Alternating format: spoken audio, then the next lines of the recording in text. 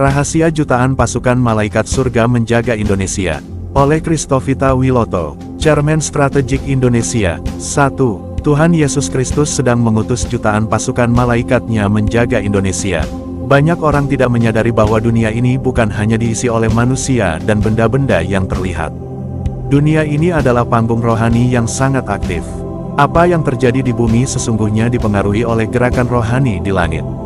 Di tengah pergumulan, tekanan ekonomi, kebohongan pemimpin, dan kejahatan yang tersembunyi di Indonesia, Tuhan Yesus tidak tinggal diam. Ia mengutus pasukannya, pasukan malaikat, bukan satu atau dua, tapi jutaan. Dan Indonesia sedang dijaga oleh pasukan surga ini. Mereka tidak terlihat oleh mata biasa, tapi mereka nyata. 2 Raja-Raja pasal 6 ayat 15-17. Ketika pelayan abdi Allah bangun pagi-pagi dan pergi keluar, tampaklah suatu pasukan mengepung kota itu dengan kuda dan kereta. Maka berkatalah bujangnya itu kepadanya, "Celaka tuanku, apakah yang akan kita perbuat?" Jawabnya, "Jangan takut, sebab lebih banyak yang menyertai kita daripada yang menyertai mereka." Lalu berdoalah Elisa, "Ya Tuhan, bukalah kiranya matanya, supaya ia melihat." Maka Tuhan membuka mata bujang itu, sehingga ia melihat, tampaklah gunung penuh dengan kuda dan kereta berapi sekeliling Elisa. 2. Struktur organisasi pasukan malaikat, sistem surgawi yang tertib dan penuh kuasa. Tuhan Yesus adalah Raja di atas segala raja. Ia bukan pemimpin yang kacau. Segala sesuatu di kerajaan surga tertata rapi. Pasukan malaikatnya pun bukan sembarangan. Mereka terorganisasi secara militer ilahi, seperti tentara langit. A. Pimpinan tertinggi, Tuhan Yesus Kristus sendiri.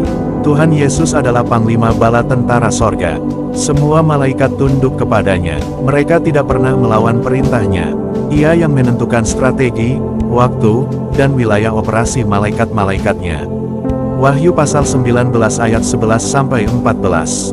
Lalu aku melihat sorga terbuka, sesungguhnya, ada seekor kuda putih, dan ia yang menungganginya bernama, yang setia dan yang benar, ia menghakimi dan berperang dengan adil. Dan matanya bagaikan nyala api dan di atas kepalanya terdapat banyak mahkota, dan padanya tertulis suatu nama yang tidak diketahui seorang pun, kecuali ia sendiri. Ia memakai jubah yang telah dicelup dalam darah dan namanya ialah Firman Allah. Dan semua pasukan yang di sorga mengikuti dia di atas kuda putih, dan mereka memakai lenan halus yang putih bersih.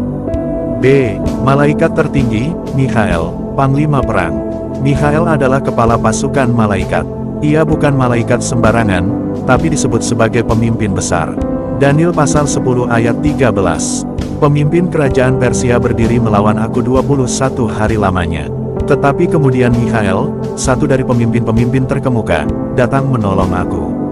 Daniel pasal 12 ayat 1. Pada waktu itu akan muncul Mikhael, pemimpin besar itu, yang akan mendampingi anak-anak bangsamu. C. Kategori dan fungsi pasukan malaikat. Malaikat pelindung, menjaga individu, keluarga, kota, bahkan seluruh bangsa. Mazmur pasal 91 ayat 11-12. Sebab malaikat-malaikatnya akan diperintahkannya kepadamu untuk menjaga engkau di segala jalanmu. Mereka akan menatang engkau di atas tangannya, supaya kakimu jangan terantuk kepada batu. Malaikat perang, menghancurkan kuasa kegelapan, menyerbu roh-roh jahat di udara dan bumi. Biasanya dikirim ketika bangsa sedang menghadapi tekanan berat. Malaikat pengintai dan pemberita, memberi penglihatan, mimpi, dan pewahyuan dari Tuhan kepada anak-anaknya di bumi. Lukas pasal 1 ayat 26-28. Dalam bulan yang ke-6 Allah menyuruh malaikat Gabriel pergi ke sebuah kota di Galilea bernama Nazaret. Ketika malaikat itu masuk ke rumah Maria, ia berkata, "Salam, hai engkau yang dikaruniai, Tuhan menyertai engkau." Malaikat pembebas dan penyelamat, dipakai Tuhan untuk membebaskan umatnya dari bahaya, penjara, dan ancaman maut. Kisah Para Rasul pasal 12 ayat 7-10. Tiba-tiba berdirilah seorang malaikat Tuhan dekat Petrus dan cahaya bersinar dalam ruangan itu. Malaikat itu menepuk rusuk Petrus dan membangunkan dia, katanya, "Bangunlah segera." Maka gugurlah rantai itu dari tangan Petrus. 3. Bukti-bukti manusia dijaga oleh malaikat, satu persatu. Elisa dan bujangnya dikepung tentara dunia, tapi dijaga pasukan langit. 2 Raja-Raja 6 ayat 15-17. Daniel diselamatkan dari singa karena dijaga malaikat, Daniel 6 ayat 22. Allahku telah mengutus malaikatnya untuk mengatupkan mulut singa-singa itu. Sadrah, Mesakh, Abednego di dapur api dijaga malaikat, Daniel 3 ayat 25. Tetapi aku melihat 4 orang berjalan-jalan dengan bebas di tengah api itu, dan yang keempat itu rupanya seperti anak dewa. Petrus dibebaskan dari penjara oleh malaikat, Kisah Para Rasul 12 ayat 7-10. Yesus sendiri dilayani malaikat setelah dicobai iblis, Matius 4 ayat 11. Lalu iblis meninggalkan dia, dan lihatlah, malaikat-malaikat datang melayani dia.